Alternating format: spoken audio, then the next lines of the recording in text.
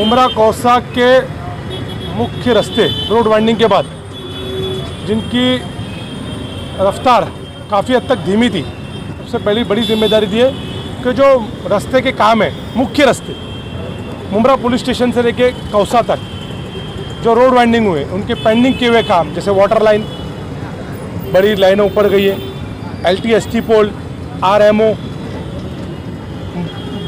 जो ट्रांसफार्मर है सागर, किस्मत, कौसा के जो मुख्य रास्ते पे रोड वाइंडिंग में बाधा है, जिनकी वजह से काम कंप्लीट नहीं हो रहे, उनकी जिम्मेदारी मुझे दी गई है कि जल्द से जल्द उसको पूरा किया जाए, जिसके लिए काफ़ी हद तक हम लोगों ने काम किए।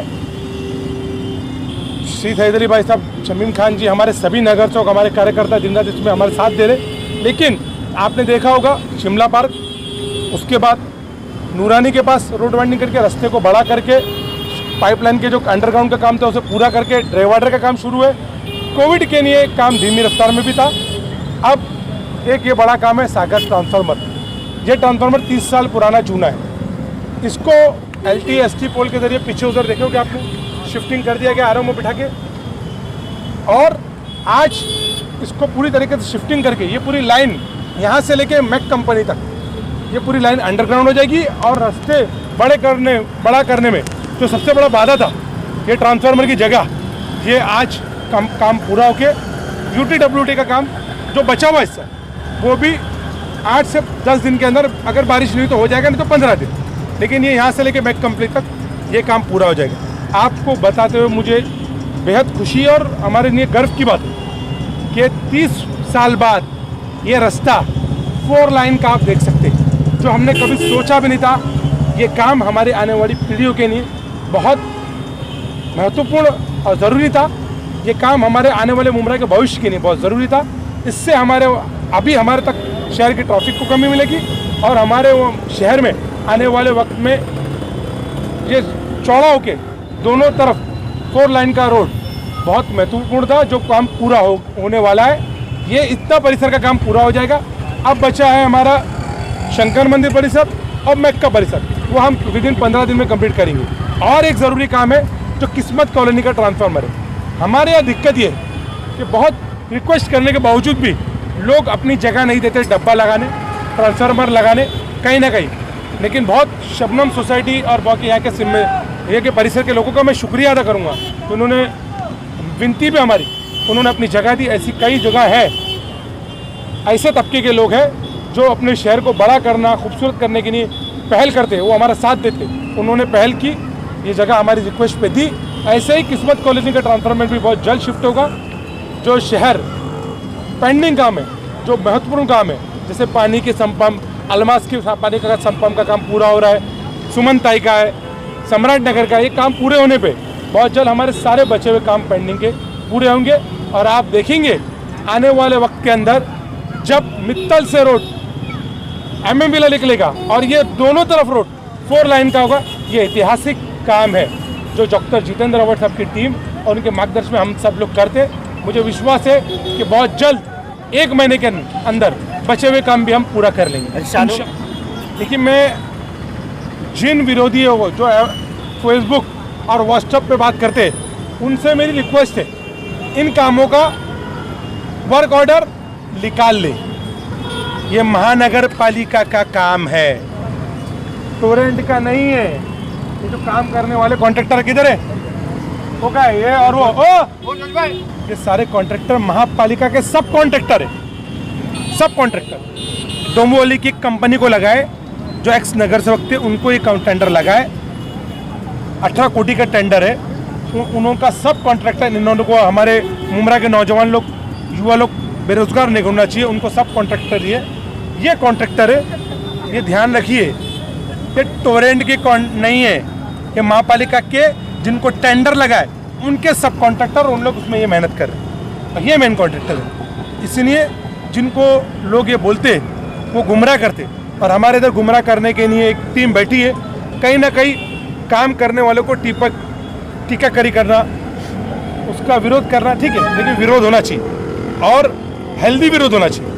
लेकिन बेबुनियाद इल्ज़ाम लगाना मैं इसको मानता नहीं। सारे इल्ज़ाम आपके काम उसे क्लियर कर देता है। हमारा वक्त, हमारा काम है लोगों का काम करना।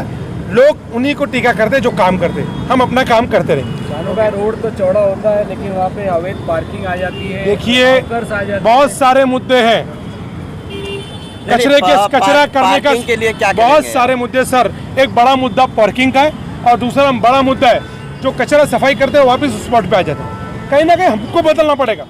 हम क्यों ये बात को समझ रहे नहीं है। मैं आपके सामने एक सीधा उदाहरण देता हूँ। प्लेटफॉर्म पे थूकते गोवा खा के, एयरपोर्ट पे थूक के बताओ। प्लेटफॉर्म पे थूकते हैं, एयरपोर्ट पे थूक के, गोवा खा के थूक के बताओ। सर पार्किंग तो लगाएंगे ना, लोगों की गाड़ियां वही है, ट्रैफिक होती है ना सर। थाने स्मार्ट सिटी अंतर्गत थाने महानगर पालिका 3800 करोड़ की महापालिका, उधर भी ट्रैफिक की समस्या है। स्मार्ट सिटी के अंतर्गत पार्किंग बना रहा है, पार्किंग प्लाजा, वहाँ पे पार्किंग खड़ी करने के लिए हमें ये मुख्य रास्ते बढ़ने करने के बाद एक गाड़ी अगर सही से लोग लगाए तो भी 3 लाइन बचेगी। कितनी? एक लाइन पे सिस्टम से लोग पार्किंग लगाए तो भी 3 लाइन बचेगी। ऑफकोर्स बहुत जल्द समस्या है, वो जल्द हटेगी, लेकिन वो सब होने के बाद भी 3 लाइन हमारी इस तरफ और 3 लाइन हमारी उस तरफ। मैं आपके जरिए मेरे नागरिकों को, हमारे युवाओं को, हमारे शहर के मुमराकर वासियों को विनती करूंगा कि हमें भी ये सारे सिस्टम का हिस्सा बन के कहीं ना कहीं हमको पालन करना पड़ेगा और अपने शहर को खूबसूरत और अच्छे, ट्रैफिक फ्री, कचरा मुक्त, नशा मुक्त, ये सभी करने के लिए हमको भी पहल करना पड़ेगा। मैं आपको बता रहा हूँ ये रोड के काम बहुत पहले होते थे, लेकिन 2 साल कोविड की वजह से पूरा ज़ाया हो गया है। इसीलिए गृह निर्माण मंत्री डॉक्टर जितेंद्र अवार्ड जी ने मुझे विरोधी पक्ष नेता बनाया है। सैयद अली भाई साहब, शमीम खान जी, सभी लोग हमारे साथ दे रहे, हमारे कॉर्पोरेटर लगे। ये जिम्मेदारी मुझ पर दी है कि बड़े जो जिसकी काम की रफ्तार धीमी है उसे पूरा करो। मेरा काम है कि मैं मेरे कार्यकाल के अंदर पूरे जो पेंडिंग काम है उनको पूरा करके शहर, जैसे हॉस्पिटल है, कौसा हॉस्पिटल जो टीएमसी का ही बनेगा, जो लोग बोलते थे कि प्राइवेट बनेगा, आपके सामने ये भी बताता हूँ कि वो टीएमसी ही चलाएगी। उसे जल्द से जल्द शुरू करने का लक्ष्य है। ये रास्ता पूरा कंप्लीट करने का लक्ष्य है। मित्तल का रास्ता पूरा चालू करने का लक्ष्य है। पंप जो बने वो पूरे चालू करने का, बन चुके लेकिन रनिंग करने का लक्ष्य, पूरा करने का लक्ष्य हमारे सामने। अब बहुत जल्द अल्हम्दुलिल्लाह इंशाअल्लाह ताला हम ये काम को पूरा करेंगे और एक एक कदम हम कामयाबी की तरफ बढ़े। उसमें एक कदम ये भी है जो बहुत बड़ा था, 30 साल बाद ये चीज़ को हटाई जा रही है। मतलब समझिए कि कहीं ना कहीं एक बड़ा सफलता हमको शहरवासियों को मिल रही है। हमारे इधर बारिश में बाढ़ आ गई, कोकण, माड़ और ये सब में महापालिका के सारे कर्मचारी उन लोगों को रेस्क्यू ऑपरेशन में उनको बचाने में लगे। तो जब मैं आपको बताता हूँ, मैं आज भी बोलता हूँ कि 2 महीने में हॉस्पिटल बन जाएगा, लेकिन अगर आपातकालीन स्थिति आ गई और थर्ड वे जो जैसे वर्ल्ड हेल्थ ऑर्गेनाइजेशन बोल रहा है, हाँ, विश्व आरोग्य विभाग बोल रहा है कि तीसरी लहर आ सकती है, अगर तीसरी लहर आ गई तो शानू पठान के हाथ में कुछ नहीं। तो सर उससे पहले कर सकते सर। हॉस्पिटल बन गया है, मशीनरी की वजह से रुकी है, मैन पावर की टेंडरिंग की वजह से रुकी है। हॉस्पिटल तैयार है 95%, लेकिन बिना मशीनरी के कैसे चालू कर देंगे?